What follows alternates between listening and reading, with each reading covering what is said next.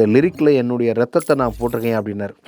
My ஊற்றாமல் ரத்தத்தை ஊற்றி எழுதியிருக்கேன் அப்படின்னாரு. எனக்கு ரொம்ப கன்ஃபியூஷனாக இருக்குது. என்னடா நம்ம வந்து ஏற்கனவே ரொம்ப சாங் இருக்குது. ராஜா சார் சாங் அம்மா என்று அழைக்காதே, நானாக நானில் தாயே, இவர் காலையில் தினமும் அதெல்லாம் போட்டு வச்சுருக்காரு. எப்படி பண்ண போகிறோம் அப்படின்ட்டு யோசிச்சுட்டே இருக்கும்போது திடீர்னு எனக்கு ஒரு ஸ்பார்க்கான டியூன் அது.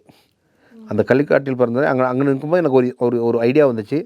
உடனே நான் சும்மா அதை வந்து ஒரு பேப்பரில் எழுதி வச்சுட்டேன். நானாக ஒரு டம்மியாக எழுதி வச்சுக்கிட்டேன். எழுதி வச்சு அதை ஃபுல்லாகவே ஒரு டியூன் ஃபார்மேட் பண்ணி அதை வந்து ஒரு 2-3 வாட்டி கேட்டேன். கேட்ட உடனே எனக்கு பக்காவாக இருந்துச்சு. இப்போ வைரம் சார்ட்ட டியூன் கொடுத்தாச்சு. கொடுத்து வெயிட் பண்ணிகிட்டு இருக்கோம்.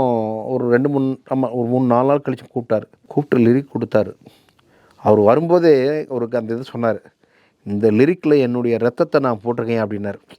மை ஊற்றாமல் ரத்தத்தை ஊற்றி எழுதியிருக்கேன் அப்படின்னாரு. எழுதி வாங்கி பார்த்ததுக்கப்புறம் பயங்கரமாக இருந்துச்சு லிரிக். அந்த எடுத்த உடனே கள்ளிக்காட்டில் பிறந்த தாயை என்னை கல்லோடச்சி வளர்த்த நீங்கள் பாட்டு ஹிட்டு. நான் அவர்கிட்ட அப்போ ஒன்று சொன்னேன். சார் எனக்கு இந்த படத்தில் அவார்டு கிடைக்குதோ இல்லையோ, இந்த லிரிக் டெஃபினட்டாக உங்களுக்கு நேஷ்னல் அவார்டு கிடைக்கும் சார் அப்படின்னேன்.